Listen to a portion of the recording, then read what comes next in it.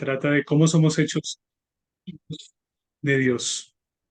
Y quisiera ir a un pasaje que también estuvimos hablando la semana pasada, que es Efesios 1 del 3 al 5, que dice, bendito sea el Dios y Padre de nuestro Señor Jesucristo, que nos bendijo con toda bendición espiritual en los lugares celestiales en Cristo, según nos escogió en Él antes de la fundación del mundo, para que fuésemos santos y sin mancha delante de Él, en amor habiéndonos predestinado para ser adoptados hijos suyos por medio de Jesucristo, según el puro afecto de su voluntad. Quisiera resaltar y recordar como la semana pasada hablábamos que en Cristo y solamente en Cristo, Dios no solo nos da vida, podemos hablar de la regeneración y nos da la perfecta justicia de Cristo, justificación, sino que también nos hace sus hijos. Hablamos entonces de la adopción. Y hay tres implicaciones, por lo menos tres, por supuesto no es exhaustivo como lo mencionaba, pero hay tres implicaciones que quisiera estudiar junto con ustedes. La primera de ellas es que tenemos un padre, la segunda es que tenemos una familia y la tercera es que tenemos una herencia. Entonces, el día de hoy, con la ayuda del Señor, estaremos abordando abuelo de pájaro, que tenemos un padre ya que hemos sido adoptados como hijos de Dios. Entonces, quisiera comenzar explorando un poco de los privilegios, de los beneficios que tenemos porque ahora tenemos un padre al ser adoptados. El primero de ellos es que nos relacionamos con Dios como padre, hijo. Es un cambio completo de relación el que ahora nosotros tenemos con Dios. Y las escrituras nos cuentan que el Espíritu Santo es el que nos da testimonio de que tenemos un padre. Ese mismo Espíritu que Él ha hecho morar en el creyente. Para eso vamos a ir a Efesios 2:18 y a Gálatas 4:6. Entonces, Efesios 2:18 dice, porque por medio de Él, los unos y los otros tenemos entrada por un mismo espíritu al Padre. Entonces, por medio de Cristo, los unos y los otros, hablando aquí de judíos y de gentiles en el contexto, tenemos entrada por un mismo espíritu al Padre. Es esa nueva relación que ahora en Cristo tenemos nosotros con Dios, el Señor del universo. Y Gálatas 4:6 dice, y por cuanto sois hijos, Dios envía a vuestros corazones el espíritu de su Hijo, el cual clama, Abba Padre.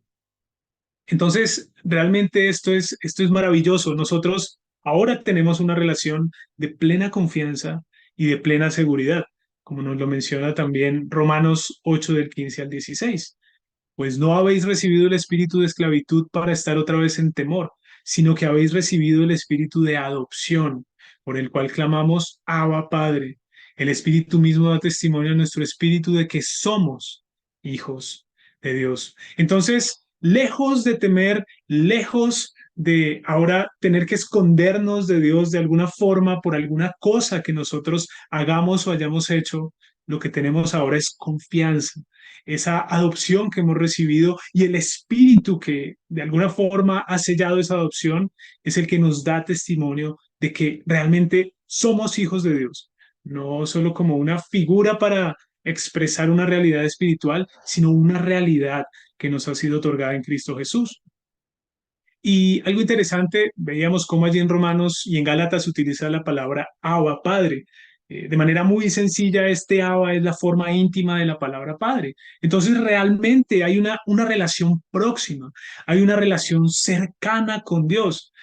Mm, Tal vez, por supuesto, sin saber los detalles de cada uno en su relación con su padre terrenal, como hayan sido, es importante que cuando nosotros pensamos en la relación padre-hijo, estamos hablando de las escrituras como la enseñan. Muchas veces esta relación no parece la mejor forma de relacionarse con alguien por las experiencias que se han adquirido a través de la vida. Pero cuando vamos a las escrituras, en realidad esta relación padre-hijo es una relación en la cual encontramos refugio, en la cual encontramos seguridad, en la cual encontramos protección, como lo vamos a estar viendo un poco más adelante. Entonces, de alguna forma es maravilloso saber que el que es infinitamente excelso está también íntimamente cercano. Y me gusta mucho cómo esta verdad la plantea, o más bien, cómo las escrituras nos cuentan acerca de esto. Perdón, que se me fue el pasaje, que no era acá. A ver si me salió. Perdón, perdón, por técnico.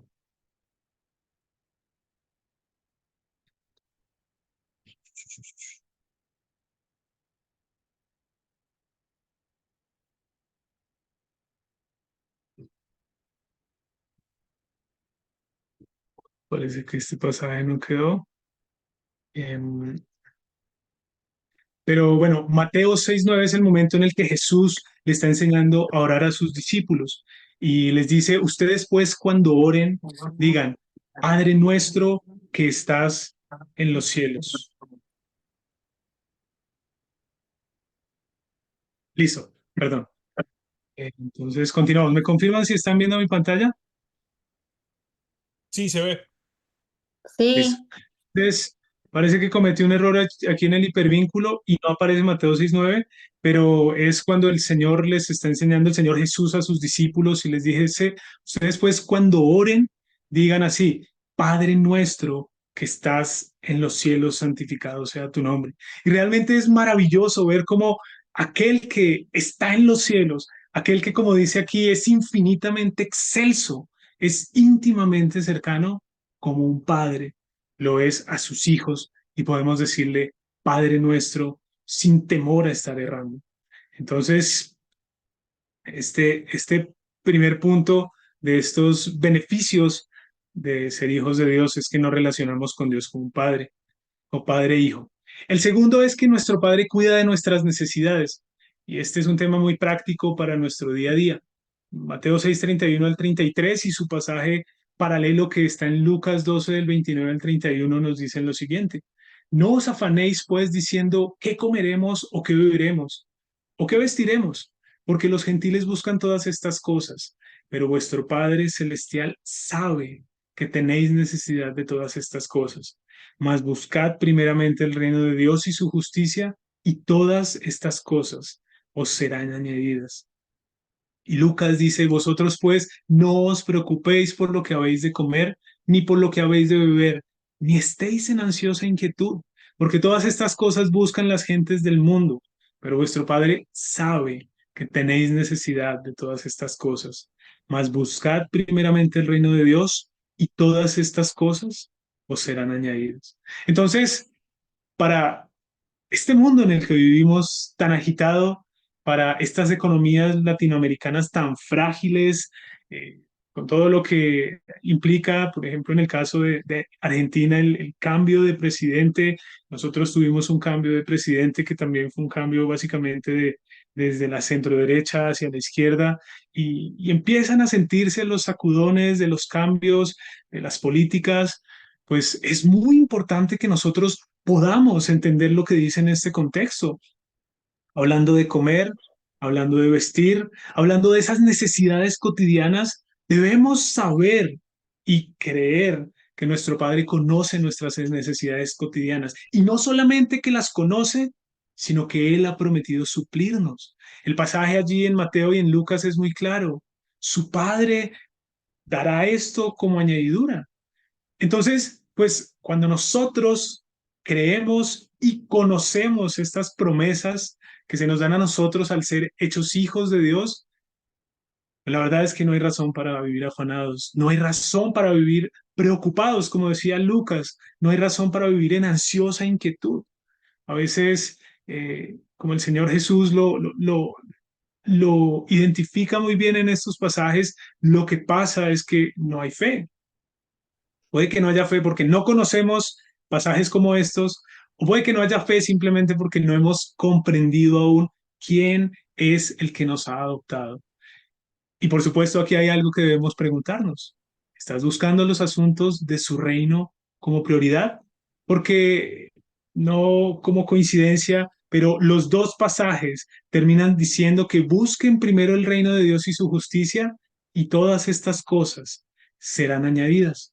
Entonces, sí es muy importante que tú te puedas preguntar muy sinceramente, es una prioridad en tu vida buscar los asuntos del reino de los cielos, del reino de tu Padre. Los asuntos celestiales ocupan prioridad en tu vida. Si no, hay razones para preocuparse, pero por supuesto hay una ruta por tomar, hay un arrepentimiento al cual acudir y regresar al Señor. Una tercera implicación de privilegios y beneficios en cuanto a tener un Padre celestial es que nuestro Padre atiende a nuestras peticiones y nos da buenas cosas. Allí en Mateo 7, del 7 al 11 dice, pedid y se os dará. Es un pasaje un poco relacionado con lo que leía al principio Emi. Buscad y hallaréis, llamad y se os abrirá, porque todo aquel que pide recibe y el que busca halla y al que llama se le abrirá. ¿Qué hombre hay de vosotros que si su hijo le pide pan le dará una piedra? ¿O si le pide un pescado le dará una serpiente? Pues si vosotros siendo malos sabéis dar buenas dádivas a vuestros hijos, ¿cuánto más vuestro Padre que está en los cielos dará buenas cosas a los que le pidan? Entonces, nosotros realmente podemos acercarnos confiadamente a pedirle a Dios, no como con algo de vergüenza, con algo de temor, con algo de inseguridad, sino que sinceramente y apoyados en lo que las escrituras nos cuentan, podemos acercarnos confiadamente al Señor. No hay duda de que el Padre nos dará buenas cosas. No lo dudemos ni un solo instante. Él conoce nuestras necesidades, Él atiende nuestras peticiones y nos da buenas cosas. Pero hay algo muy interesante en el pasaje paralelo a Mateo, que está en Lucas 11 del 9 al 13, y no lo puse todo, solamente el principio, y quiero ir a la conclusión que pone Lucas. Dice, pues si vosotros siendo malos sabéis dar buenas dádivas a vuestros hijos, cuanto más vuestro Padre Celestial dará el Espíritu Santo a los que se lo pidan. Y resulta muy interesante cómo en Mateo podemos ver que nos habla de dar buenas cosas y por supuesto podemos pensar en todas esas necesidades de alguna forma físicas, pero aquí el Señor Jesús está apuntando la respuesta hacia dar el Espíritu Santo a los que se lo pidan. Y, y lo interesante es que hay muchas circunstancias en nuestra vida en las que pedimos no tal vez por cosas físicas, por cosas materiales, sino porque necesitamos del fruto del Espíritu Santo, aunque no directamente veamos que la solución es el fruto del Espíritu, lo que Dios envía a nuestras vidas es más del Espíritu Santo. ¿A qué me refiero? Gálatas 5:22 nos dice que el fruto del Espíritu es amor, gozo, paz, paciencia, benignidad, bondad, fe, mansedumbre, templanza. Y lo que nosotros muchas ocasiones requerimos en diferentes momentos y lo que pedimos es que el Señor nos inunde con todas estas cosas. Entonces, ¿será que el Señor no nos va a dar todas estas cosas cuando nosotros se las pedimos? Es importante que tengamos muy presente que nuestro Padre atiende a nuestras peticiones y nos da buenas cosas. Y como cuarto privilegio o beneficio de tener un Padre celestial, pues tenemos que nuestro Padre nos disciplina para lo que nos es beneficioso. Y cuando hablamos de disciplina, pues difícilmente en la cultura y en la sociedad en la que nos envolvemos en este justo momento histórico, podríamos pensar en la disciplina como un beneficio. Cuando hablamos de disciplina, pensamos en algo malo, en algo que nunca queremos, en algo que a toda costa quisiéramos evadir, pero las escrituras realmente lo ven como algo muy bueno. Y Hebreos 12 es, creo que el pasaje que marca muy bien todo este concepto. Y los versículos 5 al 8 nos dicen, y habéis ya olvidado la exhortación que como a hijos se os dirige, diciendo, y aquí cita Proverbios 3, Hijo mío, no menosprecies la disciplina del Señor, ni desmayes cuando eres reprendido por él, porque el Señor al que ama disciplina y azota a todo el que recibe por hijo. Si soportáis la disciplina, Dios os trata como a hijos, porque ¿qué hijo es aquel a quien el Padre no disciplina? Y bueno, esta pregunta de pronto a los padres que hay acá es pertinente. ¿Tienen hijos? ¿Los disciplinan? Porque ¿qué hijo es aquel a quien el padre no disciplina? Eso realmente va en contracorriente con lo que las escrituras enseñan. Pero si se os deja sin disciplina de la cual todos han sido participantes, entonces sois bastardos y no hijos.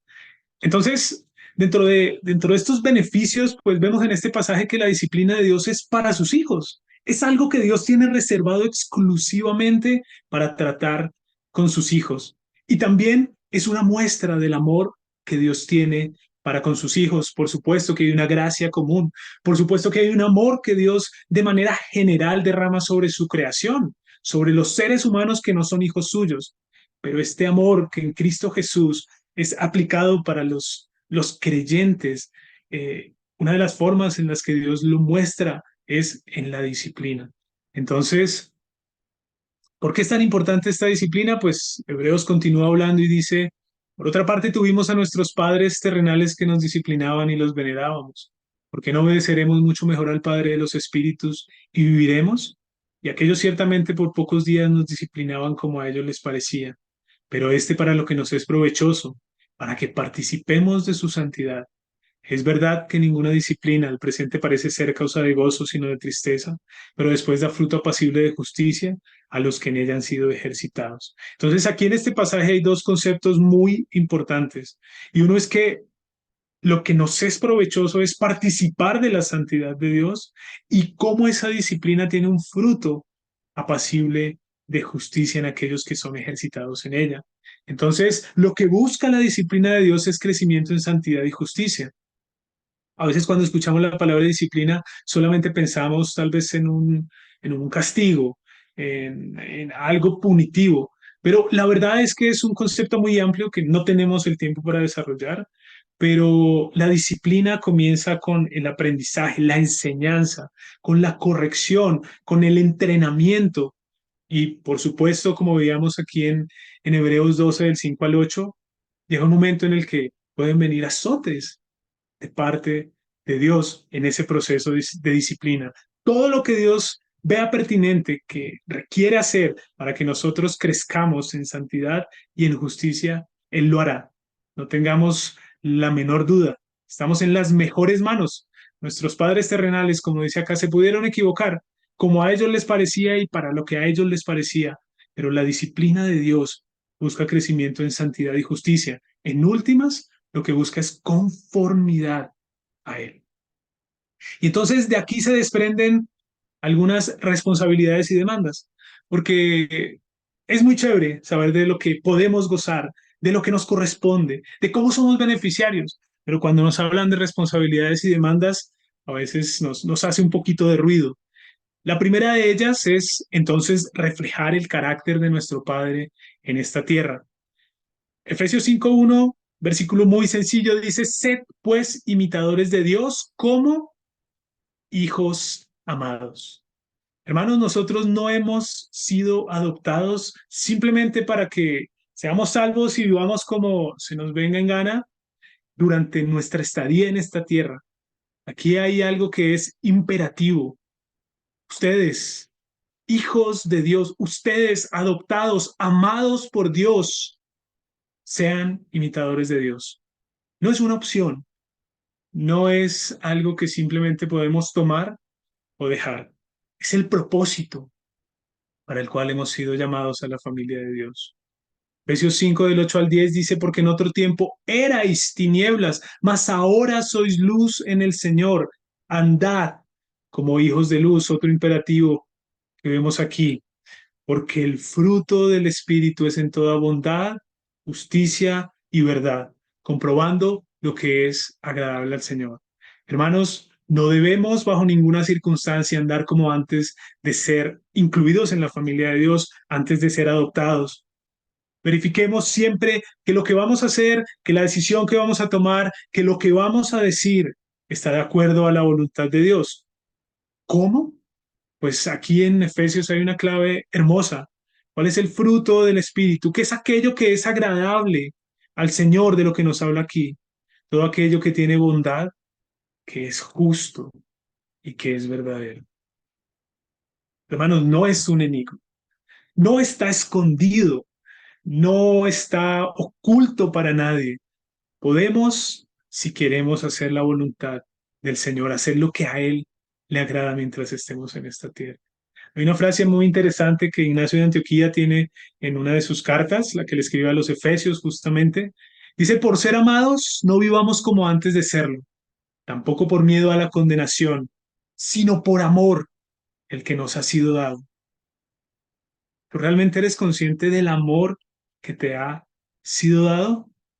Bueno, pues vive de tal manera. El segundo de ellos, muy relacionado, muy ligado, es no practicar el pecado. Vemos en primera de Juan 3, del 8 al 9, que dice, el que practica el pecado es del diablo, porque el diablo peca desde el principio. Para esto apareció el Hijo de Dios, para deshacer las obras del diablo. Todo aquel que es nacido de Dios no practica el pecado, porque la simiente de Dios permanece en él y no puede pecar porque es nacido de Dios. Los hijos del diablo andan en pecado. Eso es algo que creo que ninguno de nosotros pone en tela de juicio. El consejo bíblico es muy denso al respecto.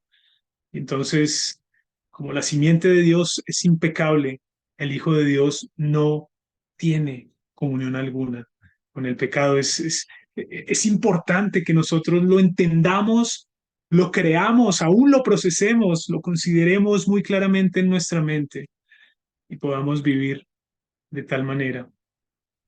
El tercero de ellos es honrar y obedecer a nuestro Padre. Este es un concepto clave. De hecho, este concepto es casi que la base de lo que hemos estado viendo, pero para nuestra sociedad este tema de la honra y la obediencia a un padre es algo que está totalmente perdido. Efesios 6 del 1 al 2, Pablo le dice a los efesios, hijos, obedeced en el Señor a vuestros padres, porque esto es justo. Honra a tu padre y a tu madre, que es el primer mandamiento con promesa. Obediencia y honra, algo muy sencillo hacia los padres, pero la verdad en nuestra sociedad esto se ha perdido y se ha desvirtuado por completo. Hermanos, si este es el mandato para los padres terrenales, ¿cuánta más honra y obediencia es debida a nuestro Padre Celestial? Eh, Necesitamos recobrar la visión cristiana, la que emana de la cosmovisión bíblica acerca de la relación padre-hijo. Cuidado, hermanos, con la relación distorsionada que se ve mucho hoy, en la cual los padres pareciera que son unos simples acompañantes de los procesos educativos de los hijos, pero que no tienen ninguna injerencia en sus decisiones. Esto es diabólico, esto realmente emana simplemente de las tinieblas. Necesitamos regresar a lo que Dios ha diseñado para la familia, porque esa distorsión está generando unas distorsiones terribles en la forma en la que se relacionan los seres humanos, las personas con Dios. Malaquías 1 al 6 nos muestra que esto no es algo nuevo. El Señor estaba reprendiendo ya al pueblo y les dice, el hijo honra al padre y el siervo a su señor. Si pues soy yo padre, ¿dónde está mi honra? Hermano, hermana, si tú eres un hijo de Dios, adoptado en la familia de Dios y le dices padre, hónralo. Él es digno de toda reverencia y sumisión. Eso es lo que Él demanda de ti como un hijo que ha adoptado a su familia. Entonces, ya para cerrar, pues necesitamos en todo esto considerar a Jesús. Necesitamos seguir a Jesús, seguir el ejemplo del Hijo eterno de Dios que se encarnó para hacer la voluntad del Padre. Juan 5:30 nos dice que no puedo yo hacer nada por mí mismo. Está hablando el Señor Jesús. Según oigo, así juzgo. Y mi juicio es justo, porque no busco mi voluntad, sino la voluntad del que me envió, la del Padre. Déjame preguntarte si tus juicios son justos y sensatos. Déjame preguntarte si tú realmente con tu vida estás buscando la voluntad del Padre Celestial. Tus negocios, cómo manejas tu familia, cómo te comportas en medio de la congregación, en medio de la sociedad. Es evidente que la ira, el enojo, el rencor, la amargura, las disensiones, la pornografía, la fornicación, las borracheras, todas estas obras de la carne, tú no las quieres hacer porque estás buscando hacer la voluntad de Dios. Aún en sus momentos más difíciles, aún en sus momentos de angustia, y de agonía. En Marcos 14:36, el Señor Jesús decía, Abba, Padre. Él acudía en confianza a su Padre allí en Getsemaní y le decía, todas las cosas son posibles para ti. Aparta de mí esta copa, mas no lo que yo quiero, sino lo que tú. Y muchas veces en momentos de angustia queremos que prevalezca nuestra voluntad, que se haga lo que yo quiero sobre tal vez lo que Dios ha designado, simplemente porque no me parece. Claro que tenemos confianza, pero estemos muy, muy atentos a como Jesús, aún en los momentos de dolor, de padecimiento, someternos a la voluntad del Padre. Y allí hay paralelamente algo que el Señor dice, Padre, en Lucas 22:42 en Getsemaní, si quieres pasa de mí esta copa, pero no se haga mi voluntad, sino la tuya. Hermanos, tenemos libertad y confianza al tener un Padre Celestial, de clamar a Él, de pedir a Él, de saber que Él cuida de nosotros, que atiende a nuestras solicitudes y que también nosotros somos disciplinados por Él. Tenemos demandas. En realidad necesitamos reflejar su carácter en esta tierra, no seguir bajo ninguna circunstancia los caminos de pecado que realmente corrompen y demás, y necesitamos honrar, glorificar y reverenciar al Padre Celestial. Necesitamos crecer a la semejanza del perfecto Hijo de Dios, nuestro Señor Jesucristo, quien ha hecho posible que seamos parte de la familia de Dios. Mis hermanos, oremos a nuestro Padre y supliquémosle que en realidad todas estas cosas puedan ser cada día más y más verificables en nuestras vidas. Padre bendito, todas las cosas están en tus manos, en tu plena potestad y aún las intenciones de honrarte más, de amarte más, de obedecerte más, no, serán más que intenciones si tú no nos ayudas y nos guías.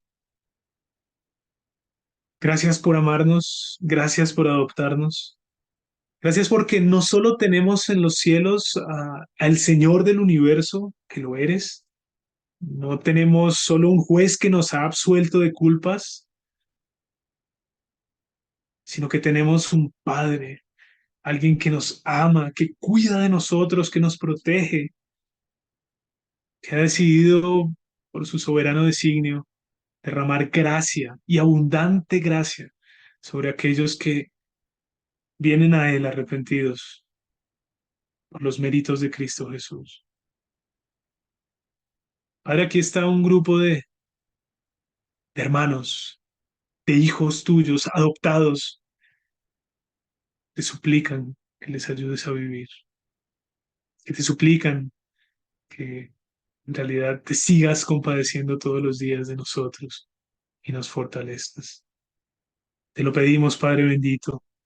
Queremos seguir siendo conformados a la imagen de nuestro precioso y perfecto Señor y Salvador Jesús. En cuyo nombre oramos. Amén.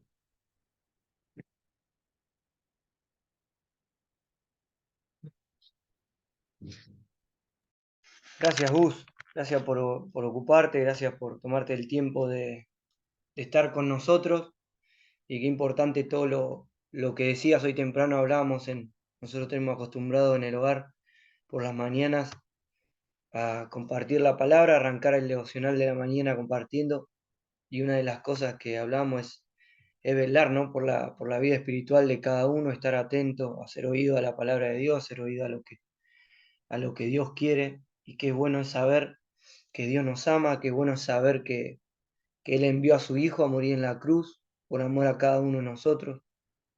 Qué bueno es saber que aún más allá de que Él está hoy con el Padre, nos dejó el Espíritu Santo, que mora en la vida de cada uno de nosotros. Y uno de los textos que vos compartías en Romano dice que los que se dejan ser guiados, y solo los que se dejen ser guiados por el Espíritu Santo, son verdaderamente los hijos de Dios, ¿no? Así que pedirle a Dios que nos ayude a nosotros, o a mí por lo menos, a traer a mi memoria todos los días esto, y que me ayudes también a poder cada día pelear con la carne, cada día que mengue, ¿no? mi carne y que realmente Él pueda tomar el lugar. Y se lo pido todos los días, ¿no? Creo que cada uno tiene su lucha, sus problemas, sus dificultades, y qué bueno es poder tener más tiempo como esto, donde Dios trae a nuestra memoria a través de hermanos, a través de su palabra, lo bueno que ha sido con cada uno de nosotros. Así que gracias, Gus, gracias por compartir, gracias por estar, que Dios continúe bendiciendo tu vida, esta etapa de papá que tenés, de una hermosa nena. Así que Dios te bendiga y bueno, algún momento te vemos por acá, ¿o no?